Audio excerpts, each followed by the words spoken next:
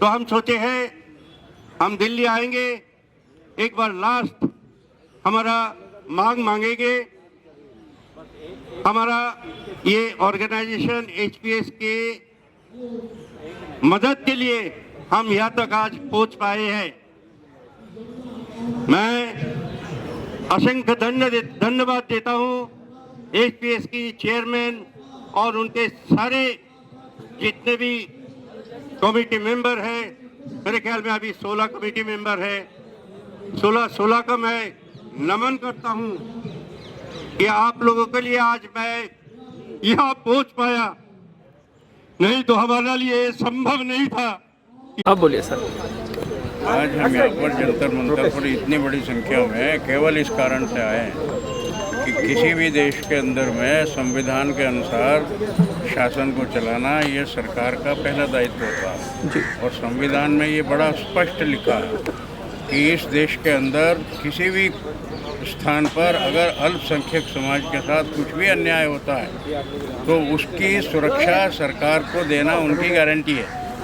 आज समस्या क्या है? ये प्रश्न हिंदू का और गैर हिंदू का नहीं है। प्रश्न ये है कि देश के किसी भी क्षेत्र में अगर कोई भी व्यक्ति अल्पसंख्यक है तो उसके ऊपर वहाँ का बहुसंख्यक समाज किसी भी प्रकार का अत्याचार न कर पाए, इसलिए उसको सुरक्षा की गारंटी देना ये किसी भी सरकार का पहला कर्तव्य है। और ये संविधान के अनुसार है।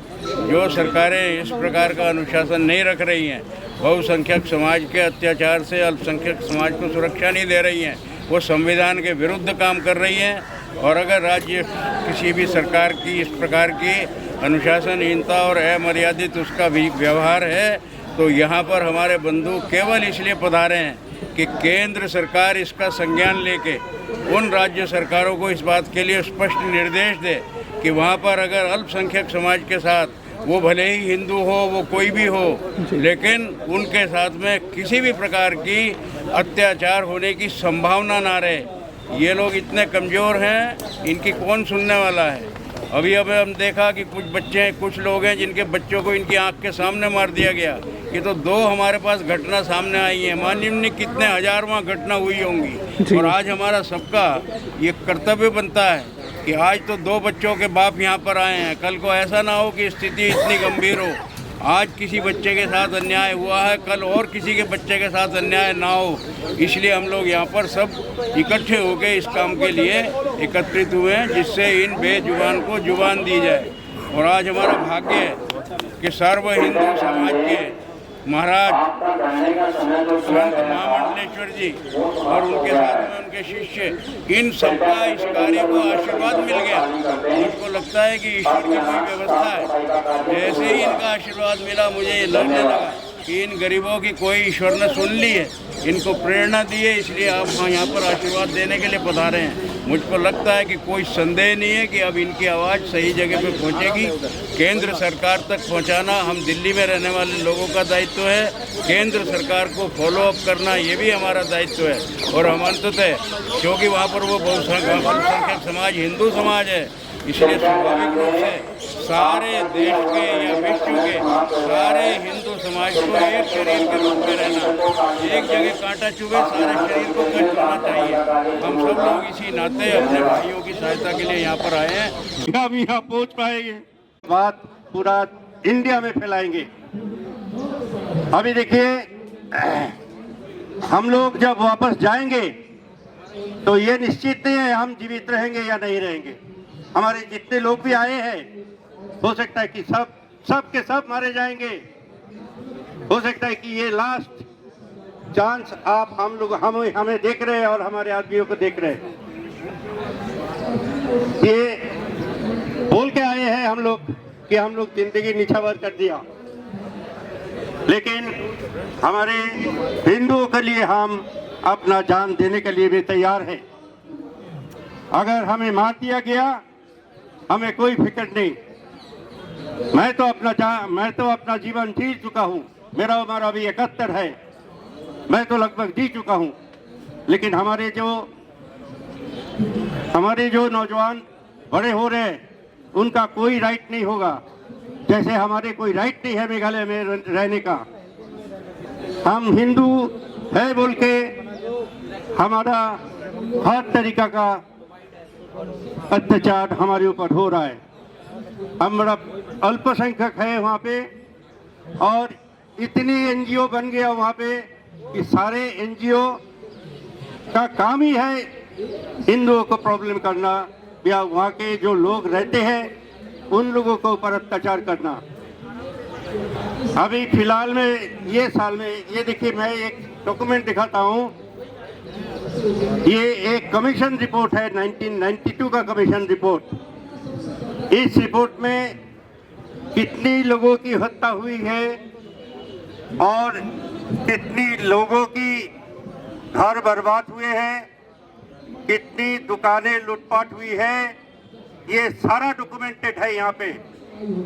कोई इसको डिनाई नहीं कर सकता, लेकिन इसके ऊपर कोई कार्रवाई आज तक नहीं हुई।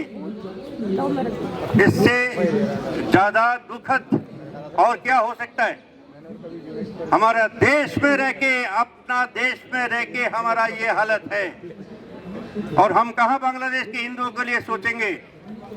हमारे पास इतना टाइम कहाँ है सोचने का, क्योंकि हमारा खुद का जान संकट में है। अभी 27 फरवरी को ये इस साल की घटना बता रहा हूँ जो निकाल के आए हैं, बाकी कितना घटना निकले ही नहीं, सबको छिपा दिया जाता है। 27 मार्च को 2 लेबर का काम करते हैं, एजुकेटेड हैं, वो काम करके घूम के आ रहा है, अपना घर में आ रहे हैं, एक मॉब जाके उसको मार के खत्म कर दिया 27 मार्च को। और एक ग्रुप निकले अलग से, वो ग्रुप दूसरे एक प्रांत में, उसी गांव में, उस गांव के नाम है इछामती, ईस्ट खासी हिल डिस्ट्रिक्ट के अंदर है। शिलोंग कैपिटल तो आप लोगों ने नाम सुना होगा। शिलोंग कैपिटल से सिर्फ 90 किलोमीटर दूर है। वहां पे 2 आदमी को कातिल किया गया। उसके बाद में 10 अप्रैल को शिलोंग के ऊपर और एक लेबर को, वो शिलोंग के परमानेंट रेसिडेंट था, उसका नाम है अर्जुन सिंह, उनको रॉड से मार के, वो काम कर रहा था ऊपर उठ के, एक हिट से उनको बॉडी गिरा दिया। हॉस्पिटल में ले जाने के बाद में उसको ही वाज डिक्लेयर्ड डेड। तो ये सब चल रहा है। ये तो मैं 2 घटना अभी का बता रहा हूँ आपको, और इस किताब में सारा 100 घटना लिखा हुआ है। ये सब लेके एक किताब भी निकले हैं, इनसाइडर आउटसाइडर, वो दिल्ली में रिलीज हुए हैं, लेकिन उससे भी कोई फर्क नहीं हुआ। हम लोगों ने 100 लेटर कम से कम गवर्नमेंट को भेजे हैं, सेंट्रल और हमारे मेघालय गवर्नमेंट को, लेकिन एक लेटर का भी कोई रिप्लाई नहीं है। ये कौन सा गवर्नेंस है? तो हम सहते और हमारा अभी हम वॉल में लग चुके हैं। अभी हमें पानी में कुचलना पड़ेगा, पानी में जंप करना पड़ेगा। तो हम सोचे हैं हम दिल्ली आएंगे, एक बार लास्ट हमारा मांगेंगे। हमारा ये ऑर्गेनाइजेशन HPS के मदद के लिए हम यहाँ तक आज पहुँच पाए हैं। मैं असंख्य धन्यवाद देता हूँ HPS की चेयरमैन और उनके सारे जितने भी कमेटी मेंबर हैं। मेरे ख्याल में अभी 16 कमेटी मेंबर है। 16 का मैं नमन करता हूँ कि आप लोगों के लिए आज मैं यहाँ पहुँच पाया, नहीं तो हमारे लिए संभव नहीं था कि हम यहाँ पहुँच पाएंगे। आप सोच सकते हैं 50 साल से हमारे ऊपर ये सब चल रहा है, कितना लोगों को मार डाला, कितने घर उजाड़ दिया। ये बोल के हम खत्म नहीं कर पाएंगे। इतना लेटर लिखा, कितना चिट्ठी लिखा, किसका घर में जाके हम खटखटाया, लेकिन हमें कोई राहत नहीं मिली। इस बार हम कम से कम दिल्ली तो आ चुके हैं। दिल्ली आके हम सबको बोल सकते हैं। हम तो वहां पे किसी को बोल नहीं सकते, हम छुप के रहने पड़ता है अभी वहां पे। और हम ये दवा के साथ आपको बता सकते हैं कि हम जब वापस जाएंगे हमारा जान खतरे में है। मैं कोई परवाह नहीं करता, मैं मरने के लिए तैयार हूं। एक दिन तो किसी को मरना है ही है। Why to die every day? Why to die every day? Come on, all Hindu come together and let us fight for our right. This will be our might. आप लोग आइए सब एक साथ। भाई लोग आप लोग भी आइए, हमारे साथ में आइए, जोड़िए। हम हर हिंदू को इकट्ठा करके ही छोड़ेंगे। पूरे दुनिया के हिंदू को इकट्ठा करके हम लोग छोड़ेंगे। हमारा ये जो हिंद पुनरुत्थान संघ, इसी में आके ज्वाइन कीजिए और इसका हिस्सा बनिए। हम लोग पूरे इंडिया के, पूरे देश के हिंदुओं के लिए काम करते हैं। उसके बाद में हम लोग पूरे वर्ल्ड के साथ करेंगे। हम लोग बहुत ज्यादा दयालु है, हम लोग बहुत ज्यादा लिबरल है। ये इसमें कोई गलत नहीं है, इसमें कोई गलत नहीं है, लेकिन इतना लिबरल भी नहीं होना चाहिए कि हमारा ही सारा चीज छीन जाए, हमारा देश छीन जाए। हमारे देश छीनने का ही परिस्थिति में है अभी भी अगर हम लोग इकट्ठा नहीं हुए, एक साथ नहीं हुए, तो हम हमारे अपने पैर में कुड़ाली मार रहे हैं। ये समझ लेना भाई और बहनों, हमें इकट्ठा होना ही होगा। इसके बदले इसके और कोई चारा नहीं। हम लोग हमारे मातृभूमि को बेच नहीं सकते, मातृभूमि को बचा के रखना होगा, या तो फिर दोबारा ये हमारा ब्रिटिश के अंदर में जैसे थे, ब्रिटिश के अंडर में वैसे ही परिस्थिति आ जाएगा। हम किसके अंडर में आ जाएंगे? हम लोग दबाव में आ जाएंगे। अभी भी हर बहुत स्टेटों में हम लोग दबाव में आ चुके हैं। अभी भी समय है कि आप लोग इकट्ठा होइए, एक साथ काम कीजिए और हिंदू को बचाने का कोशिश कीजिए। काफी जगह में, काफी स्टेटों में Hindu is in deep trouble. इसको सुधारना बहुत जरूरी है। धन्यवाद। सभी बंधुओं को मेरा नमस्कार। और मेघालय से जो आए हैं हमारे व्यतीत हिंदू भाई, उनके लिए मैं यही कहूँगा कि मेरा स्नेह है उनके लिए और हमारी वेदना है, और हम सहानुभूति उनको भी दे सकते हैं। सिर्फ देखिए जिस तरीके से उन्होंने अपनी व्यथा बताई। अभी हम लोग हाल ही में प्रदर्शन कर रहे थे कि बांग्लादेश के हिंदुओं पर हो रहे अत्याचार को किसी भी तरीके से खत्म किया जाए, लेकिन ये तो हमारे ही देश में जो हमारे ही हिंदू भाई इस तरीके से व्यतीत हो रहे हैं, वो अपने अधिकारों से वंचित हो रहे हैं, तो इससे शर्म की और क्या बात हो सकती है। भारत सरकार लगातार प्रयास कर रही है, पैसा भी लगा रही है, लेकिन ऐसा लगता है कि बॉर्डर के क्षेत्रों में वो पैसा, वो धन सही से नहीं लग पा रहा है कि जो ये अपनी सहायताएं जो इनको मिलनी चाहिए, सरकारी सुविधाएं इनको मिलनी चाहिए, वो इन्हें नहीं मिल रही हैं। और दूसरा जो इन्होंने अपनी सबसे बड़ी समस्या ये बताई कि ये अपने अधिकारों के लिए लड़ ही नहीं सकते, ना किसी से वो चर्चा कर सकते हैं। इन्हें वहां मरने का डर रहता है, इनके साथ कुछ भी गलत होने का डर रहता है। तो हम सभी को, भारतवासियों को सब ये समझना चाहिए कि हमारे देश के अंदर ही जब इतना सारा व्यवस्थाओं में गड़बड़ है, कानून प्रक्रियाएं सही से नहीं लागू हो रही हैं, प्रशासन सही से काम नहीं कर रहे हैं, तो हम बाहर के देशों में जो समस्या हो रही है हमारे लोगों के साथ में, तो उसको हम कैसे उठा पाएंगे? नहीं कर सकते। तो सबसे पहले हमारे देश के नागरिक, चाहे वो कश्मीर से लेके कन्याकुमारी तक हो और चाहे नॉर्थ ईस्ट के बॉर्डर से लेके गुजरात तक हो, वो सब भारतीय हैं। उनके अधिकारों की रक्षा एक ही कानून के दायरे में होनी चाहिए।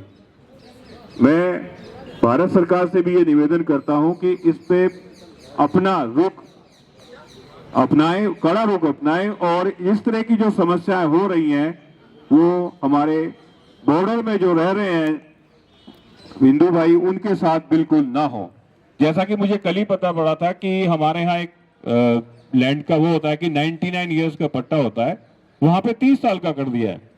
और उसके बाद जब वो कानूनी प्रक्रिया से गुजरेंगे तो इसका मतलब वहां उन पे कुछ रह नहीं पाएगा।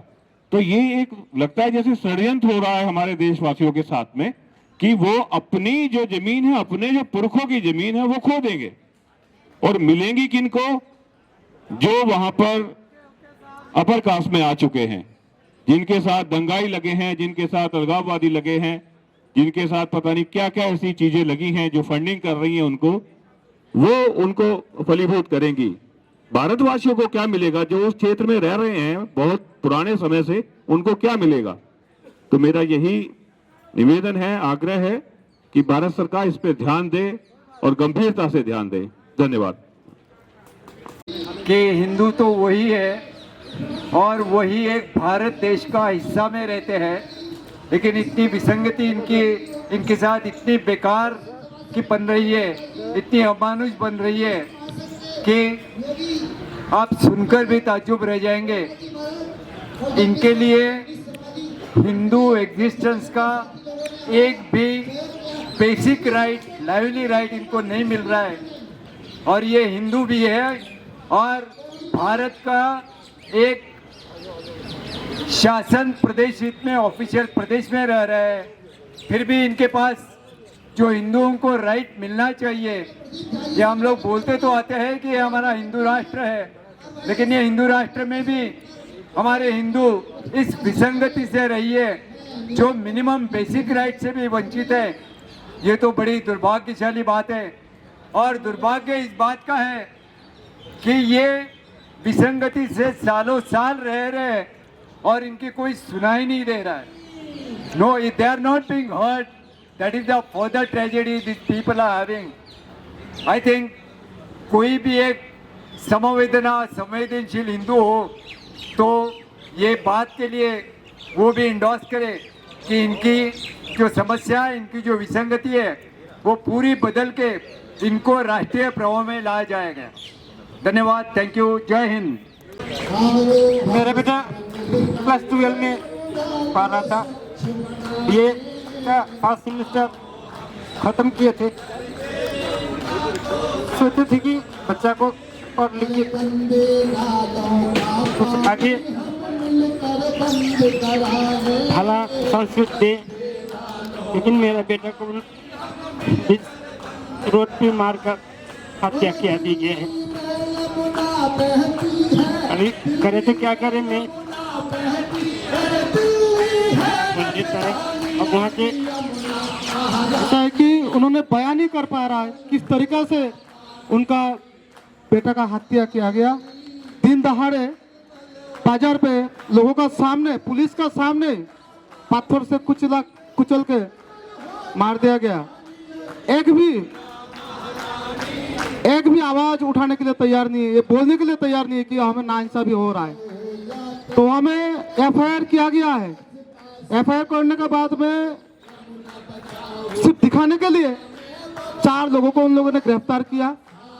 4 लोगों को गिरफ्तार करने के बाद में हमारे जो आई विटनेस है, जो अपना आंखों देखा, जिसने अपना आंखों का सामने ये सब मारते हुए देखा है, वो खुद जाके कोर्ट में जाके मजिस्ट्रेट के सामने बयान दिया कि मेरे आंखों के सामने इन 4 ने मेरा दोस्त को मेरे सामने मार दिया।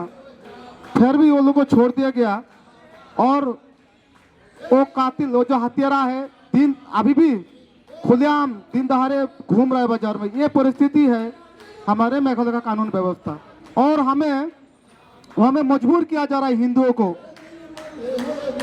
पलायन करने के लिए, और धीरे धीरे हमारे हिंदू घटते जा रहे हैं वहाँ से। ये परिस्थिति है मेघालय में।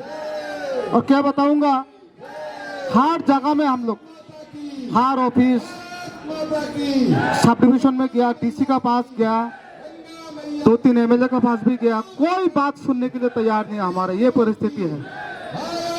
और जो घर परिवार को कमा के घर परिवार को पालता था, उन्हीं नौजवानों को मार दिया जाएगा तो घर परिवार कैसे चलेगा। हम लोगों ने मेघालय गवर्नमेंट का पास हम लोगों ने एप्लीकेशन लिखा कि इन लोगों को गुजारा के लिए छोटा मोटा कोई नौकरी दिया जाए ताकि घर का गुजारा हो सके। कितना चिट्ठी हम लोगों ने एसडीओ के पास जाके दिया, डीसी का पास जाके दिया, लेकिन कोई रिप्लाई नहीं आ रहा उस तरफ से। ये परिस्थिति है, कोई सुनने के लिए भी तैयार नहीं है। इसीलिए हम लोग, सारे रास्ते हमारे लिए बंद है, कोई सुनने के लिए तैयार नहीं है। हर दरवाजा हम लोग खटखटाया, कोई हमारा बात सुनने के लिए तैयार नहीं। इसीलिए हम लोग मजबूरन एक डिसीजन लेना पड़ा हम लोगों को कि चलो दिल्ली चलो। तो हम लोगों ने दिल्ली आया और हमारा बहुत आशा था कि जो हिंद पुनर्गठन संघ का तरफ से हमें सहायता मिलेगा। जितना हम लोग आशा किया उससे ज़्यादा ही मिला। आज जो हमारे बात हम जो सारे दुनिया में दिल्ली में आके जो सारे लोगों को बता सकता हूँ, वो सिर्फ इसलिए संभव हुआ है कि एचपीएस हमारे साथ में है। और हमारा साथ में सहयोगी भी दिया है, जो बीएचपी की जो विश्व हिंदू परिषद का महामंत्री, उन्होंने भी यहाँ में आया और मैं उनका भी आभारी हूँ जो उन्होंने हमें सपोर्ट किया। और हम मेघालय का जितने भी हिंदू हैं सबका तरफ से सारे दुनिया का, सारे पृथ्वी का हिंदुओं को अनुरोध करना चाहूँगा कि हमारा मेघालय का हिंदुओं के बारे में कुछ सोचे, हमारे ऊपर दया करे, कृपा करे, हमारा हिंदुओं को बचाने का कोशिश करे और हमारे मेघालय का हिंदू के ऊपर अत्याचार ना हो, कम से कम अत्याचार तो ना हो, ये व्यवस्था करे। और ये ऐसी कोई माहौल बनाए। और यहाँ से बोलना भी चाहिए, दिल्ली से कम बोलना चाहिए मेघालय का जो स्टेट गवर्नमेंट को और मेघालय का सारी एजेंसियों को कि हमारे जो हिंदुओं के ऊपर अत्याचार हो रहा है, दया करके ये रोक दे। बहुत अत्याचार किया और सहन नहीं होता है। तो आप लोगों से यही विनती है कि हमारे बात कम से कम सेंट्रल गवर्नमेंट तक पहुँचे, केंद्रीय सरकार तक पहुँचे, यही हमारा डिमांड है। और सबको बहुत बहुत नमस्कार और धन्यवाद। और दोनों परिवार का ओर से आप सभी को बहुत बहुत धन्यवाद। मेघालय से जो लोग आए हैं उनकी रियलिटी देखें तब मालूम पड़ता है कि हिंदुओं के खिलाफ हमारी सिस्टम हो, हमारे लॉज हो और उसका अब्यूज़, ये भारत के ही कुछ राज्यों में, कुछ प्रदेशों में ये हिंदुओं के खिलाफ चल रहा है। ये चीज़ सारे हिंदुओं को जागने की ज़रूरत है ताकि हम लोग मिलके, जहाँ पर सिस्टम या तो फिर लॉज जो हिंदुओं के खिलाफ हो, जहाँ पर हिंदुओं का डिस्क्रिमिनेशन लॉज के थ्रू, सिस्टम के थ्रू, एडमिनिस्ट्रेशन के थ्रू, ये डिस्क्रिमिनेशन हिंदुओं का इसी देश में, हमारे देश में होना, ये बहुत दुर्भाग्यपूर्ण है। इस चीज को हिंदुओं को साथ में आके जल्द से जल्द रोकने की जरूरत है। इनके हर किस्से को जो सुना है, ये कश्मीर के हमारे दर्दनाक किस्सों से कम नहीं है।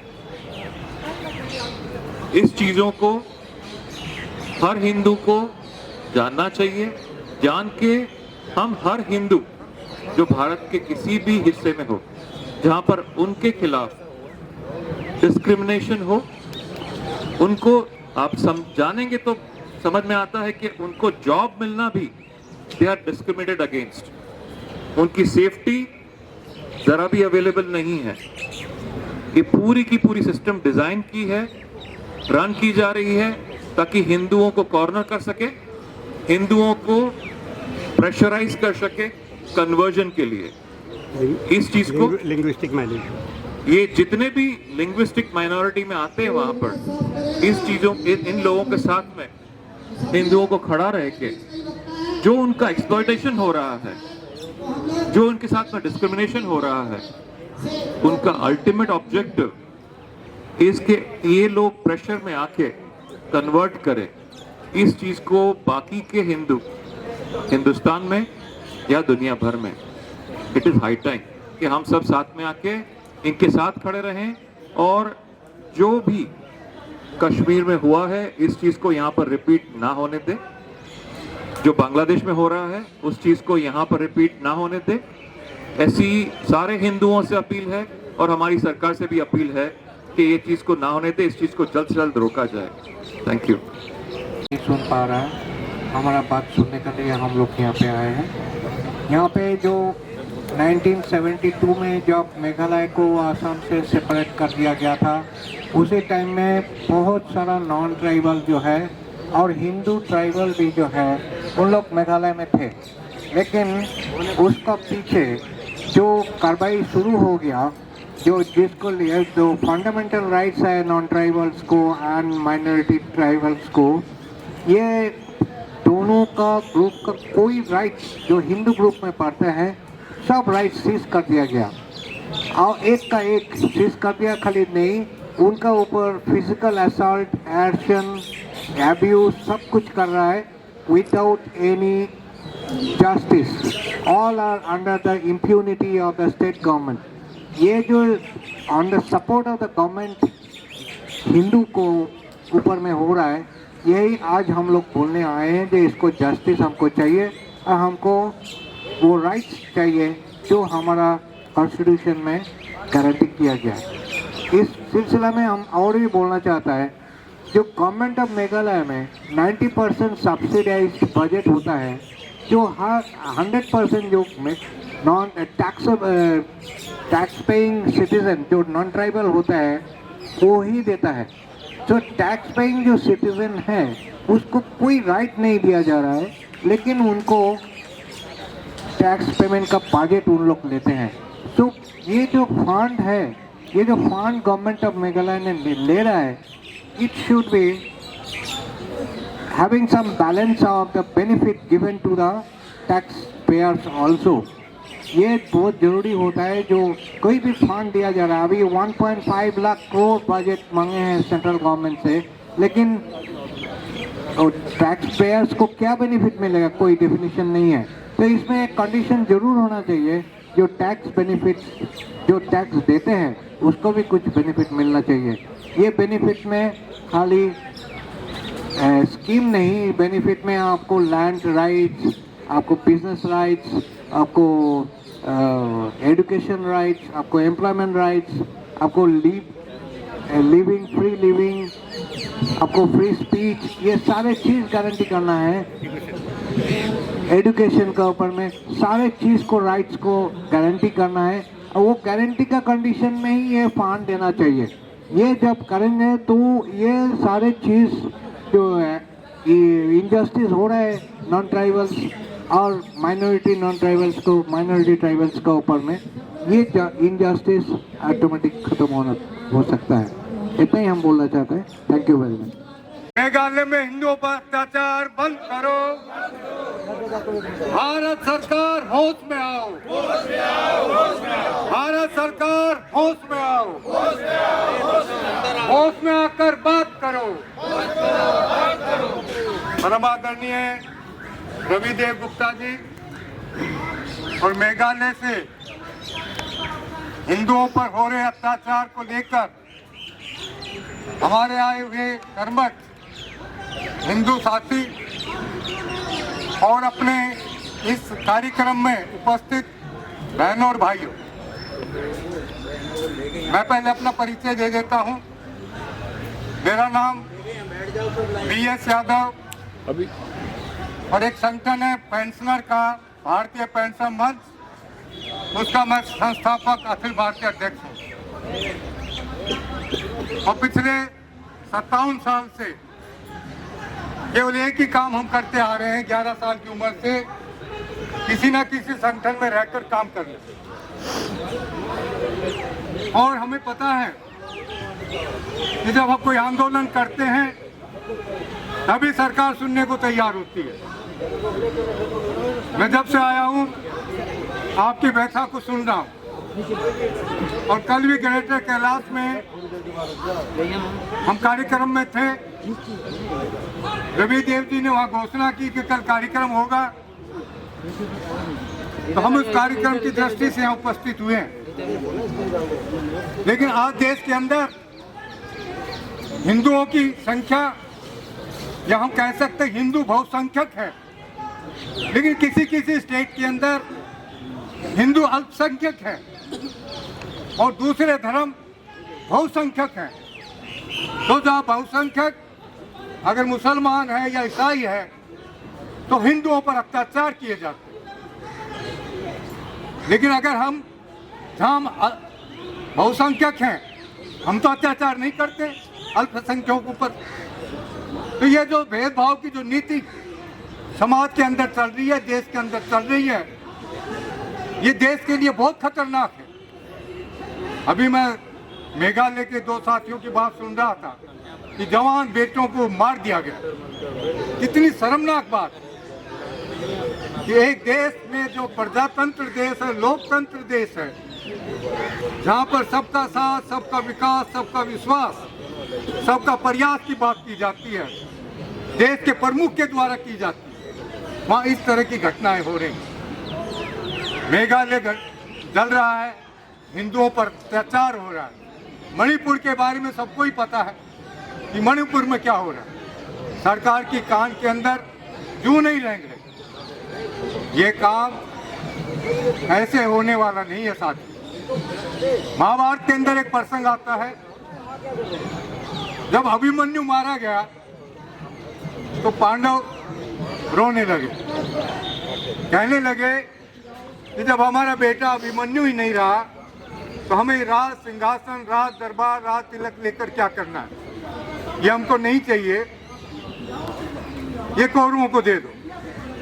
इसी बीच भगवान श्री कृष्ण आए, और भगवान श्री कृष्ण पांडवों से पूछने लगे कि ये पांडव तुम क्यों रो रहे हो, क्यों बिलख रहे हो, क्यों विलाप कर रहे हो। पांडव कहने लगे महाराज जब हमारा बेटा अभिमन्यु ही नहीं रहा तो हम ये राज सिंहासन, राज दरबार, राज तिलक लेकर क्या करें। भगवान श्री कृष्ण कहने लगे कि अरे पांडव, तुम्हारे बेटे अभिमन्यु को 8 महाबलियों ने छल और कपट से मारा, तो क्या तुम इतने कमजोर और कायर हो गए हो कि तुम उसका बदला नहीं ले सकते। जो पांडव लड़ाई के मैदान से भाग रहे थे, वो पांडव लड़ाई के मैदान में रुके, कौरव और उनकी सेना को मार गिराया और राज सिंहासन प्राप्त किया। भारत के अंदर भारत का इतिहास है और हमारा दुनिया का इतिहास है कि जब जब देश के अंदर कहीं पर अत्याचार हुआ, अन्याय हुआ, तो जब जनता खड़ी हो गई तो अत्याचार और अन्याय तो समाप्त होना पड़ा। साथियों, देर नहीं है, देर हो सकती है, अंधेर नहीं है। एक ना एक दिन आपको न्याय मिलेगा। हम सब हिंदू जहाँ भी हैं हम आपके साथ खड़े हैं, और हमारा जो संगठन है पूरे देश में है। पूरे देश में हमारा 20 स्टेट के अंदर अभी मेंबरशिप है। हमारे जहाँ भी मेंबर होंगे हम कहेंगे कि हमारे मेघालय के साथियों के लिए आप जहाँ भी जाएं आवाज़ उठाएं, उनका समर्थन करें। और मैं भी भारतीय पेंशन मंच की तरफ से, हमारा जो अखिल भारतीय संगठन है, मेघालय के साथियों के हुए अत्याचार को लेकर आपके समर्थन में आपके साथ हम खड़े हैं। इतनी बात कहकर बहुत बहुत धन्यवाद। भारत माता की जय। भारत माता की जय। अरे नाव हाथ उठाकर, एक हाथ ऊपर एक हाथ में इधर। भारत माता की जय। भारत माता की जय। हिंदुओं पर अत्याचार बंद करो, बंद करो। मेघालय में हिंदुओं पर अत्याचार बंद करो, बंद करो। मेघालय में हिंदुओं पर अत्याचार बंद करो, बंद करो। भारत माता की जय। भारत माता की जय। वंदे मातरम, वंदे मातरम। धन्यवाद भाई साहब। बाद में उन्होंने 20,000 कंपेंसेशन डिमांड किया और उनको 40 साल से उन्होंने डोर टू डोर दोहराया, लेकिन अभी तक उन्हें ये इंसाफ नहीं मिला, अभी तक नहीं मिले। 2022 तक उन्होंने सारे डोर खटखटाया, सारे दरवाजा खटखटाया। पीएमओ ऑफिस से the case is closed. Case is closed इसलिए कि वहाँ पे उन लोग ये एस्टेब्लिश किया कि कोई भी थाना में कोई भी पुलिस रिपोर्ट उसके अगेंस्ट पे है ही नहीं। उसके बाद में ये 18 तक चला। हमारी साधु माँ भारत माता के, भारत माता के, जय श्री राम, जय श्री राम। एक ही नारा, एक ही नाम, जय श्री राम, जय श्री राम।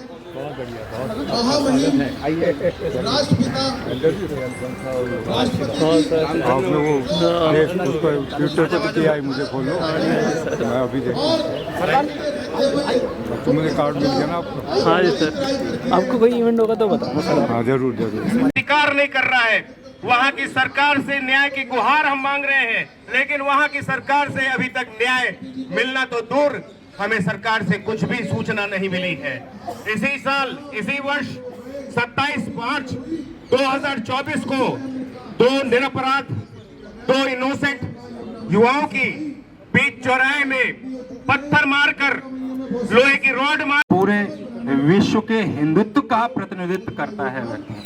अगर इस बच्चे के साथ, इनके बच्चे के साथ जो भी कुछ हुआ है वो पूरे हिंदुत्व समाज को हुआ है। मैं सत्ताधारियों को आगाह करना चाहता हूं, इस जंतर मंतर से, दिल्ली से पूरा हिंदू समाज इनके साथ खड़ा है और जो सरकार में है वहां पर वो पूरी तरह संज्ञान में ले इस विषय को। सच मानिए, हम सब लोग जो भी हिंदू समाज है, जहां पर भी है, जहां घटते जा रहे हैं वहां घटते ही जा रहे हैं। क्यों? किस लिए? कोई तो जानकारी होनी चाहिए। जितने भी यहाँ पर साधु संत समाज यहाँ पर उपस्थित हैं, उन सब की एक ही पीड़ा है कि मेघालय के हिंदुत्व के लिए, मेघालय के हिंदू समाज के लिए जो मांग की गई है इंडिपेंडेंट बोर्ड हिंदू के लिए, उसका गठन करते हुए सुरक्षा दें, ऐसी हम प्रार्थना करते हैं। अन्यथा आज तो यहाँ पर बैठे हुए हैं, नहीं तो पूरे रोडों पर पूरा साधु समाज, पूरा हिंदुत्व समाज उतर करके आएगा। और आप जो कोठियों में बैठे हुए हैं, आपकी नींद हराम कर देंगे। मेरी यही प्रार्थना है कि हिंदू जो है वो कभी भी हिंसक नहीं हुआ है, अपना हक भी मांगता है तो बहुत विनम्रता से, मर्यादा में मांगता है। तो अगर हम मर्यादा में आपसे जो मांग रहे हैं तो मर्यादा पूर्ण ही आप हमें वो अधिकार भी दीजिए जो हमारी मांग है।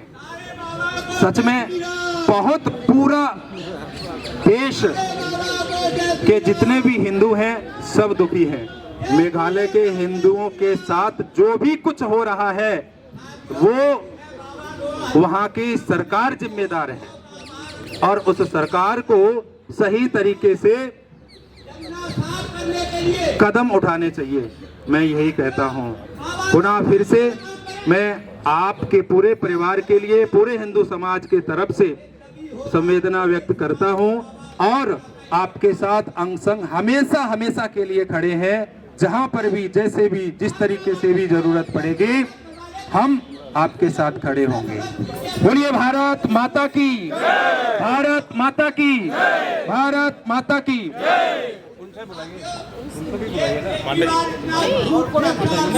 अच्छा, ये एक मिनट। ना ही इनकी कोई भाषा समझने वाला है और ना ही इनको वहां से यहाँ तक आने जाने में जो खर्च आएगा उस पर कोई विचार करने वाला है। अगर इंसाफ के लिए हिंदू समाज को असम से, मेघालय से, नागालैंड से, मणिपुर से बार बार दिल्ली आना पड़ेगा तो हमारा समाज कब तक सुरक्षित रह पाएगा। हमें एक सशक्त बोर्ड की आवश्यकता है। हमारे समाज के प्रत्येक घटक को अगर हमें बचा के रखना है तो हमें सबसे पहले एकजुट होकर अपनी बात को एक ही भाषा में बोलने की आवश्यकता है। आज इनके आंखों में जो आंसू थे, अपना कोई प्रिय खोने के आंसू थे। हम आप इनके साथ चिंता व्यक्त कर सकते हैं, लेकिन दुखों का पहाड़ जो इनके ऊपर टूटा है, राजनीति नदी ने खा लिया। अभी यही बात किसी गैर समुदाय के लोगों के साथ हुई होती तो यही बैठे राजनेता आज दिल्ली को लहूलुहान करने की धमकी देते, दिल्ली में दंगा फसाद करा देते, इसी दिल्ली में ट्रक, टायर, ट्रैक्टर का जाम लगवा देते। हमारे हिंदू समाज के हमारे भाई जब मारे जाते हैं तो उनकी आवाज उठाने वाला कोई नहीं। आज बेबसी का आलम तो देखिए, हम 4, 5, 10 ही यहाँ पर आ सके, इनके आंखों के आंसू भी पहुंचने वाले कोई नहीं है। विचार करने की आवश्यकता है, हमें कितना तोड़ दिया गया है। ये हिंदू नहीं है, मेघालय वाले हिंदू है, वो भी हिंदू नहीं है, बॉर्डर वाले हिंदू है, असम वाला हिंदू, कश्मीर वाला, कश्मीर में मारे गए, असम में मारे गए, बंगाल में मारे जा रहे हैं, केरल में मारे जा रहे हैं। अरे कहां नहीं मारा जा रहा है हिंदू समाज। हमारी व्यवस्था को इतनी बुरी तरीके से परिभाषित करा के पहले तो हमें आपको भाषा के आधार पर, क्षेत्र के आधार पर, जात के आधार पर, रंग के आधार पर, वस्त्र के आधार पर बांटने का काम किया गया। उसके बाद क्रमबद्ध तरीके से एक एक को चुन चुन के मारने का काम किया जा रहा है। शुरुआत बॉर्डर से करते आ रहे हैं। वो दिन दूर नहीं जब दिल्ली की राजधानी में भी आज भी मारे जा रहे हैं हम हिंदू। आवाज हमारी आपकी उठाने वाला कोई नहीं है। अगर जंतर मंतर पे बैठे हैं तो ये बैठक कोई नॉर्मल नहीं होनी चाहिए, हमारी बात जानी चाहिए। हम बार बार अपील करते हैं, जब हमारे ही वोटों द्वारा हमारा ही सरकार में बैठा हुआ लोग है तो हमारे ही लोगों को इंसाफ देने के लिए मेघालय से हम दिल्ली तक क्यों आ रहे हैं और यहाँ आकर रोना पड़ रहा है, अनशनदायक बैठना पड़ रहा है। अरे कोई अपना बेटा खो दिया है, कोई अपना भाई खो दिया है, उस माँ से पूछिए ना जिसने अपने बेटे को खोया, उस बाप से पूछिए। ये बेबसी हम कब तक सहते रहेंगे? हमारा हिंदू समाज कब तक प्रताड़ित होता रहेगा? बताइए। एक इंसाफ पाने के लिए मेघालय से चलकर दिल्ली में आकर अनशन बैठना पड़ रहा है। हम किस भारत की कल्पना कर रहे हैं? हमारे हिंदू समाज में क्या एक भी संगठन ऐसा नहीं है जो मेघालय में खड़े होकर सरकार के नाक में दम कर दे और बोले इंसाफ चाहिए? जिस प्रकार से उत्तर प्रदेश में दंगाइयों और अपराधियों के साथ सलूट किया जाता है, वो मेघालय में क्यों नहीं किया जा रहा है? इन दंगाइयों और इन अपराधियों और इन पत्थरबाजों को पत्थरों से मार दिया गया कूच कर। बताइए, इन पत्थरबाजों को भी उसे पत्थर से कूच के मार देना चाहिए। नियम तो यही है। हमारे इस समाज के लोगों को आज इंसाफ पाने के लिए अपने ही देश में दर दर भटकना पड़ रहा है। जब तक हम आप संगठित नहीं होंगे, जब तक हम आप बॉर्डर पर रहने वाले अपने सभी हिंदू समाज के भाइयों के लिए अधिकार के लिए कोई बोर्ड का गठन नहीं करा देते, तब तक यही दशा रहेगी। क्योंकि उनके पास तो एक ही काम है, ना ही उनका यहाँ घर है, ना ही उनका यहाँ पर कोई भी लगाव है। उनका तो एक ही टारगेट है, किस प्रकार से भारत की व्यवस्था को चौपट करना। अपनी ही बातों को हमें लगातार आगे बढ़ाते रहना है। वो हमें टुकड़ों में बांटकर हम पर प्रहार कर रहे हैं, चाहे हमारी बहन बेटियों के साथ हो रहा है या हमारे हिंदुत्व के किसी भी समाज के व्यक्ति के साथ हो रहा है। और वो इतनी ताकत के साथ हमारे इस समाज को बांटने में लगे हुए हैं। जैसे अभी हमारे गौरव आचार्य जी ने कहा कि जातियों में बटे हुए हैं, जातियों में ही नहीं, हम अमीरी और गरीबी में भी बटे हैं। हम विद्वानों के इस विश्व में, जहां कहा जाता है विश्व का कल्याण हो, जगत का कल्याण हो, समाज का कल्याण हो, तो ये कल्याण कब और कैसे हो रहा है, ये हमारे धर्म गुरुओं को सोचना होगा।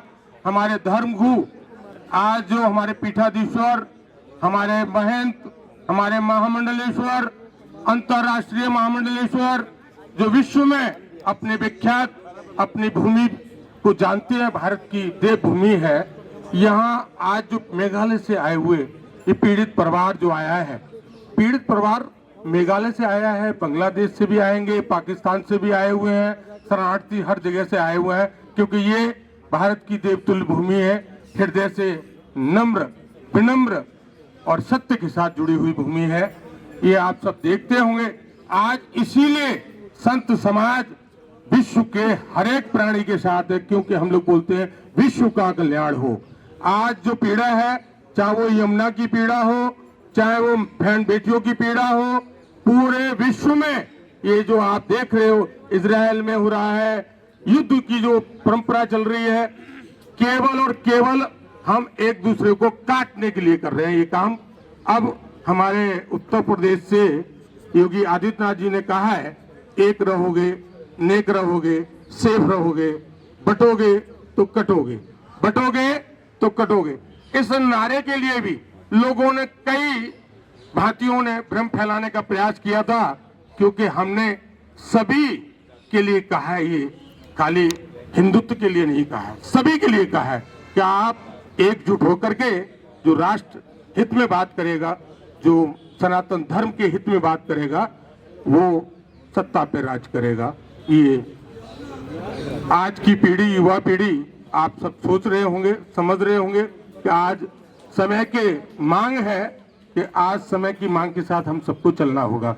यमुना पीड़ित है, यमुना दूषित हो रही है, और यमुना माँ को प्रताड़ित करने वाले आज हम और आप ही हैं, क्योंकि हम आप अवेयरनेस नहीं है, जागरूक नहीं है, क्योंकि कूड़ा हम खुद डालते हैं और सरकारों पर ब्लेम लगा रहे हैं। सरकारें काम कर रही हैं, नहीं कर रही हैं, लेकिन आज हमारी भी जिम्मेदारी है। रह पा रहे हैं कई लोग के, तो हमने देखा कि हमारे बच्चे अब सुरक्षित नहीं है, बहन बेटियां सुरक्षित नहीं है। अरे हमारे भगवान श्री कृष्ण के हाथ में सुदर्शन चक्र है, और वही शिशुपाल है जो 100 गाली दिया, तब भगवान उसका संहार किए हैं, तब संहार किए। इतना सामर्थ्य भी है तो संहार करने का सामर्थ्य भी है। अरे ये तो एक माध्यम है, अपने अंदर सनातनी जगा दो, हिंदुत्व जाग जाए। भारत माता की जय। भारत माता की जय। सभी को